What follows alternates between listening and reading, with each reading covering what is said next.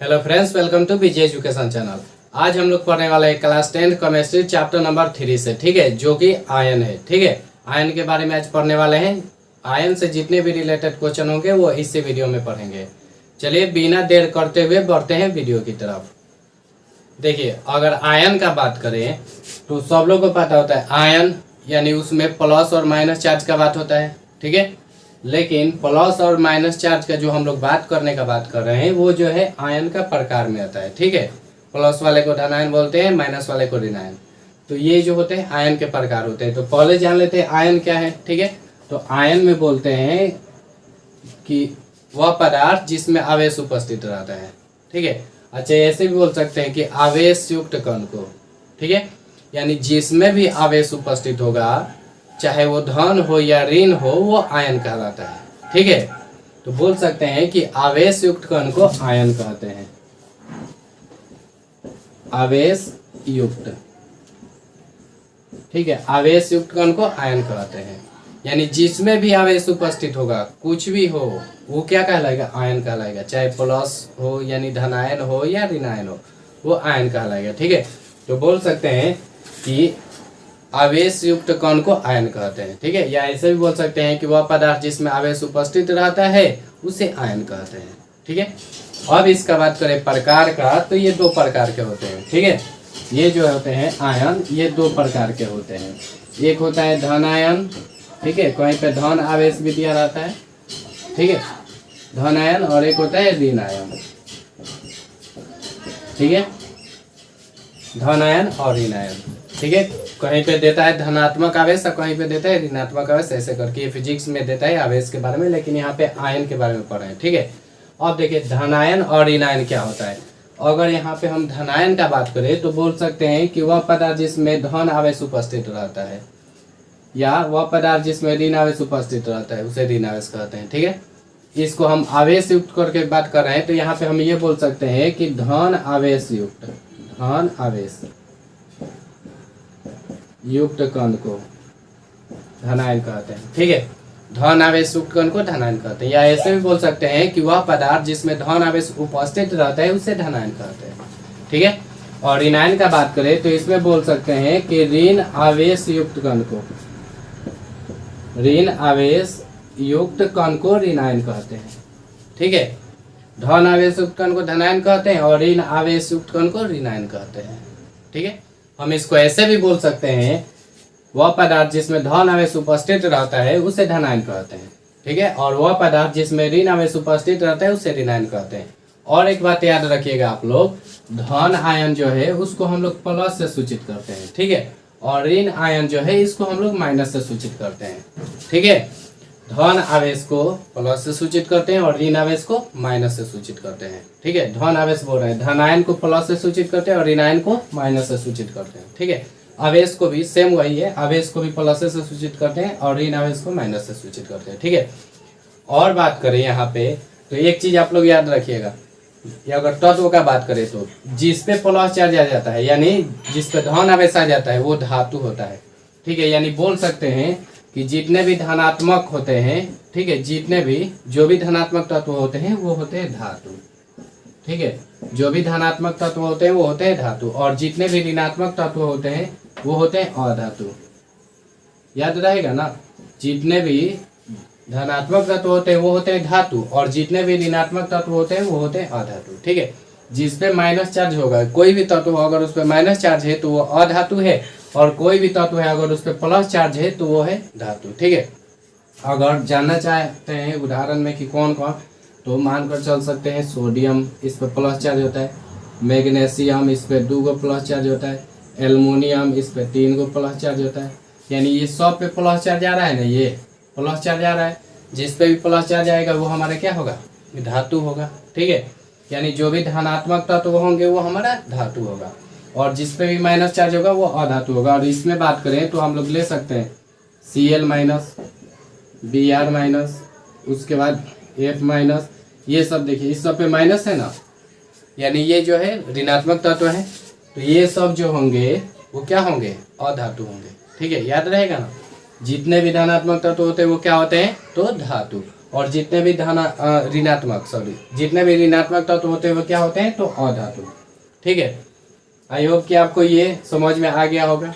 अब जो पढ़ते हैं ना धनायन और ऋण आयन की विशेषताएं पढ़ते हैं। धनायन और ऋण आयन की विशेषताएं कौन कौन सी है, ठीक है। तो देखिए, अगर विशेषता का हम लोग बात करें तो सबसे पहले हम लोग इसको दो पार्ट में बात लेते हैं। एक तरफ लिख लेते हैं क्या चीज, तो धनायन, ठीक है, और एक तरफ इधर लिख लेते हैं ऋण आयन। ठीक है, यहाँ से थोड़ा मिटा देते हैं ऋण आयन।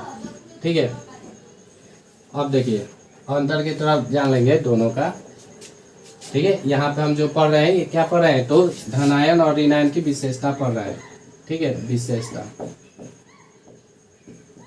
याद रखिएगा, धनायन और ऋण आयन की विशेषताएं पढ़ रहे हैं, दोनों का एक साथ पढ़ रहे हैं। ठीक है, अगर यहाँ पे बात करें धनायन का, तो सबको पता है कि धनायन पे कौन सा चार्ज होता है, कौन सा आवेश, धन आवेश। ठीक है, याद रहेगा ना, धनायन पर जो है धन आवेश होता है। ठीक है, धन आवेश, धनायन पर धन आवेश रहता है, ऐसे भी बोल सकते हैं। ठीक है, धनायन पर धन आवेश रहता है।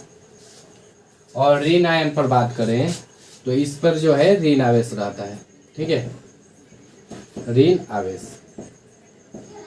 पहली विशेषता में यही लिख सकते हैं कि इस पर धन आवेश होता है और इस पर ऋण आवेश होता है।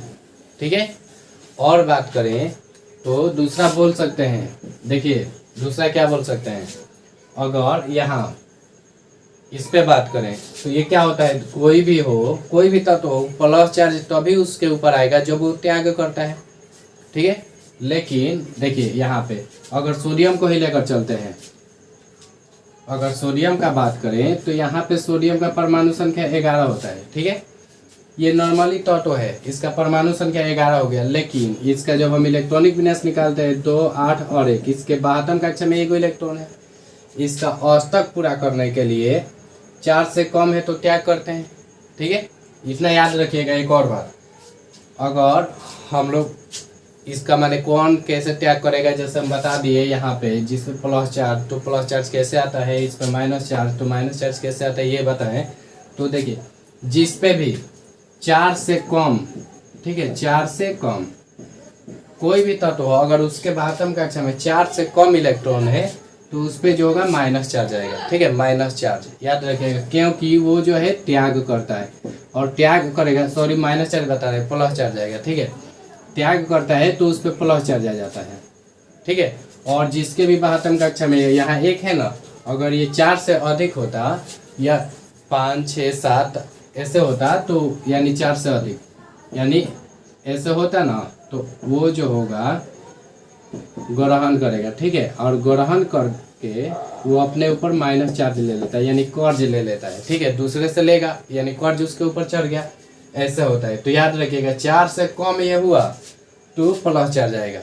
ठीक है, और प्लस चार्ज देखिए कैसे पता करेंगे, अगर ये इसके 72 में 1 आ गया तो 1 को त्याग करेगा तो 1 प्लस, अगर 2 आ गया तो 2 प्लस, 3 हो गया तो 3 प्लस। ठीक है, 4 नहीं होता है क्योंकि वो साझा करके बनता है। ठीक है, तो यहाँ पे बात करें कि ये 1 का त्याग करेगा, तो जब त्याग करेगा तो यहाँ पे प्लस आ जाता है, इसका परमाणु संख्या उतना ही रहता है, लेकिन यहाँ पे इलेक्ट्रॉन जो है कम हो जाता है।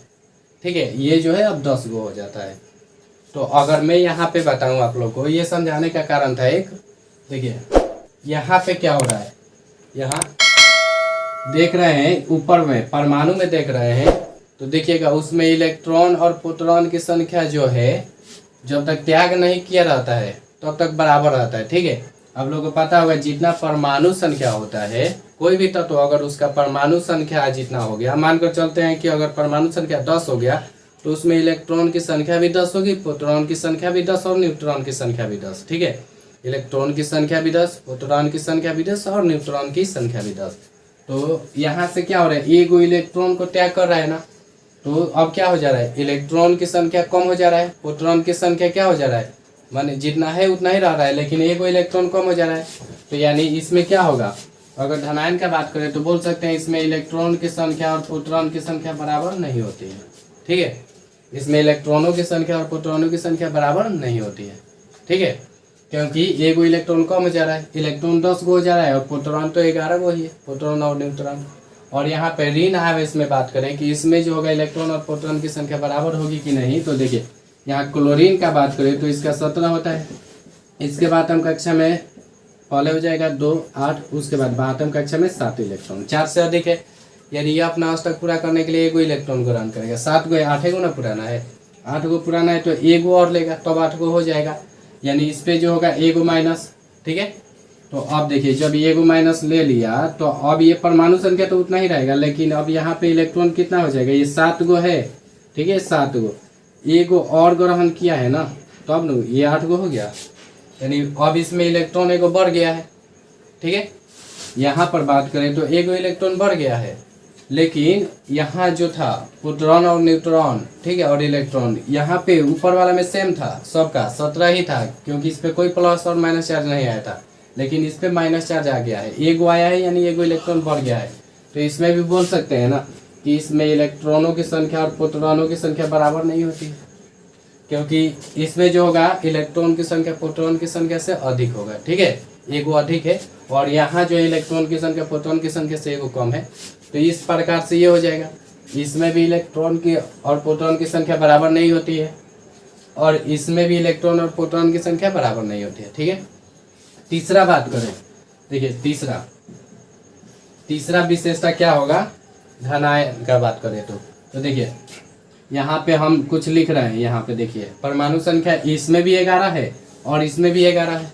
ठीक है, भले इलेक्ट्रॉन हम कम बेस कर दे रहा है, लेकिन परमाणु संख्या दोनों में सेम है, इसमें भी सेम लिए हैं और इसमें भी सेम लिए है ना।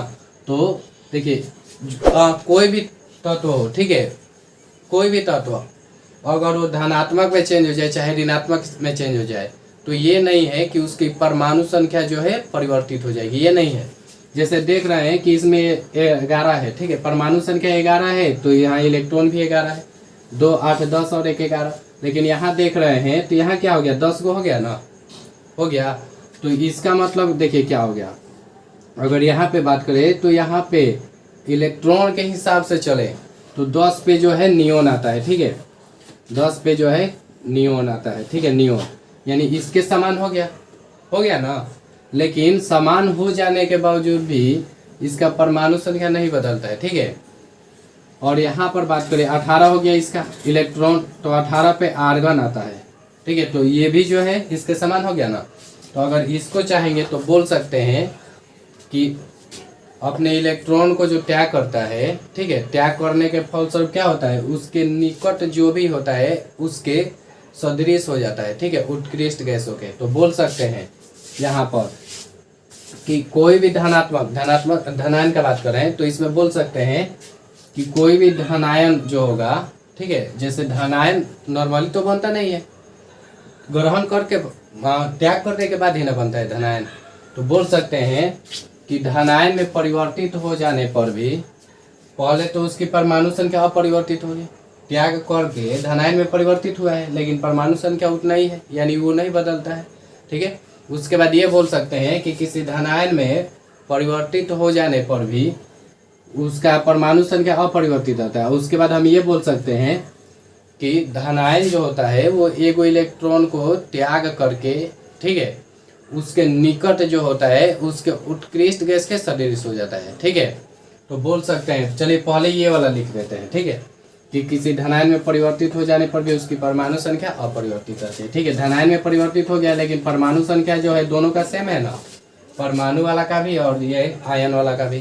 तो बोल सकते हैं इसमें कि किसी धनायन में परिवर्तित हो जाने पर भी, किसमें, धनायन में परिवर्तित हो जाने पर भी, शॉर्ट में लिख देते हैं, धनायन में परिवर्तित हो जाने पर भी उसकी परमाणु संख्या अपरिवर्तित रहती है। ठीक है, परमाणु संख्या जो है अपरिवर्तित रहती है। ठीक है, किसी धनायन में परिवर्तित हो जाने पर भी उसकी परमाणु संख्या कैसी होती है, तो अपरिवर्तित रहती है। ठीक है, इसमें भी वही ना होगा, सेम होगा, इसमें भी ऋणायन में परिवर्तित हो गया लेकिन इसकी परमाणु संख्या जो है उतना ही है ना। तो बोल सकते हैं कि किसी ऋणायन में परिवर्तित हो जाने पर भी, किसी ऋणायन में परिवर्तित हो जाने पर भी उसकी परमाणु संख्या अपरिवर्तित रहती है, परमाणु संख्या अपरिवर्तित। रहती है। ठीक है, किसी ऋणायन में परिवर्तित हो जाने पर भी उसकी परमाणु संख्या अपरिवर्तित रहती है। याद रहेगा ना, किसी धनायन में परिवर्तित हो जाने पर भी उसकी परमाणु संख्या अपरिवर्तित रहती है, और इसमें किसी ऋणायन में परिवर्तित हो जाने पर भी उसकी परमाणु संख्या अपरिवर्तित रहती है। ठीक है, उसके बाद बोलेंगे इसमें कि किसी धनात्मक का इलेक्ट्रॉनिक विन्यास। ठीक है, क्योंकि एगो त्याग करके ना बना है ये, तो अब इसका इलेक्ट्रॉनिक विन्यास देखेंगे तो इसके निकट के सदृश है ना, तो बोल सकते हैं 4 नंबर में कि किसी धनात्मक का इलेक्ट्रॉनिक विन्यास। ठीक है, धनात्मक बोला किसी धनायन का। ठीक है, किसी धनायन का इलेक्ट्रॉनिक विन्यास, धनायन का इलेक्ट्रॉनिक विन्यास उसके निकटतम उत्कृष्ट गैस के सदृश होता है, यानी निकट वाला उसके निकटतम उत्कृष्ट गैस के सदृश होता है। उत्कृष्ट गैस के सदृश होते हैं।